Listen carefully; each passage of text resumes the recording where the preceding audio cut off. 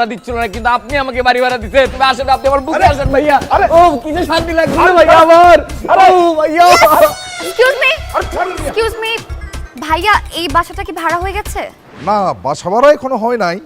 বাসা ভাড়ার ব্যাপারে ভাইয়ের সাথে কথা বলতেছিলাম। ও, ওনার সাথে কথা বলে গুল্লি মারেন।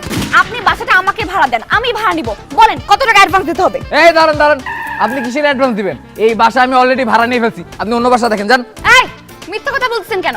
ভাইয়া নিজেই বলছে আপনার সাথে কথা চলতেছে, আপনি মোটেই এই বাসা ভাড়া নেন নাই। সো এখন আপনি অন্য বাসা দেখেন, আমি এই বাসাটা ভাড়া নিচ্ছি। মগের মূল্য পাইছেন? বাসা দেখছি আগে আমি, কথা বলছি আগে আমি, আর ভাড়া নেবেন আপনি? জানেন আমি 15 দিন যাবত বাসা খুঁজতে খুঁজতে আমার 6 জোড়া জুতা ক্ষয় করে ফেলেছি ভাইয়া। জানেন আমি সিনেমার ওই ভিলেন জাম্বুর মতন মোটা ছিলাম, কিন্তু বাসা খুঁজতে খুঁজতে আমি এখন চিকনালি হয়ে গেছি। ব্যাচেলার বলে কেউ আমাকে বাসা ভাড়া দেয় না, আপনার বাসা আমি ভাড়া নিব।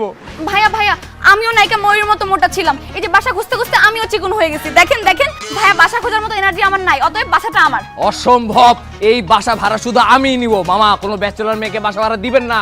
তারা বাসার ভিতরে রাত্রেবেলা ছেলে নিয়ে আসবে, নানান ধরনের অনৈতিক কাজ করবে, পরে আপনার মান সম্মান সব চলে যাবে। খবরদার এসব ফালতু কথা বলবেন না, আমি মোটেও এমন না। আগে ছিলাম, এখন আর নাই।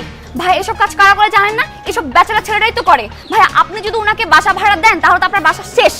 সে প্রতিদিন এক একটা মেয়ে নিয়ে আসবে, এক একটা গার্লফ্রেন্ড নিয়ে আসবে, বাসার মধ্যে আপনার নেশা দ্রব্য, মানে খুব বাজে হয়ে যাবে। আপনার এই বাসা তখন বাসা থাকবে না, এই বাসা হয়ে যাবে বার।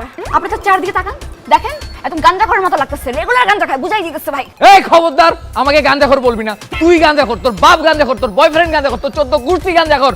ভাই আমি জীবনে কোনোদিন গাঁজা তো দূরের কথা, সিগারেট পর্যন্ত খাই না, আর আমাকে গাঁজাখোর বলতেছে। আর একটা আবার ফালতু কথা বলে কিন্তু থাপড়া তোর দাঁত ফালাই দেবো আমি। তোর এত বড় সাহস, তুই আমার থাপ্পড় মারবে, আমি কি তোর চেহারা দেখবো? এমন জায়গায় লাথি মারবো যে ব্যথা হবে কম, লজ্জা পাবি বেশি।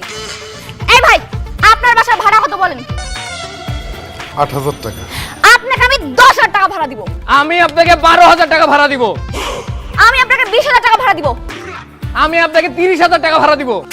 আমি আপনাকে 40,000 টাকা ভাড়া দিব। আমি আপনাকে 60,000 টাকা বাড়ি ভাড়া দিব। ভাই আমি আপনাকে 1,00,000 টাকা ভাড়া দিব, তবু এই বাসা আমিই নিব। এই থামেন, কি শুরু করছেন আপনারা? 8,000 টাকার বাসা ভাড়া, 1,00,000 টাকা। আমার তো মাথা ঘুরাইতেছে, আমার তো মাথা ঘুরাইতেছে। হায় হায় হায় রে, বাড়ি এলাম আমার অজ্ঞান করে বলেছে। এই হারামি, তোর বাপ জীবনে কোনোদিন 1,00,000 টাকা চোখে দেখছে যে তুই 1,00,000 টাকা বাড়ি ভাড়া দিতে চাস? এই, তোর এত বড় সাহস হয় কোত্থেকে? তুই আমার বাপ নিয়ে কথা বলছ?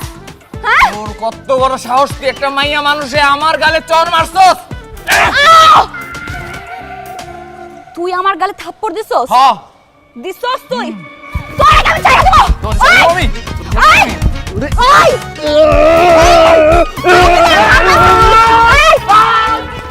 এই চুপ কর! কি শুরু করছিস তোরা? তোদের দুজনে এক দলের কাছে আমি বাসা ভাড়া দিব না। এই!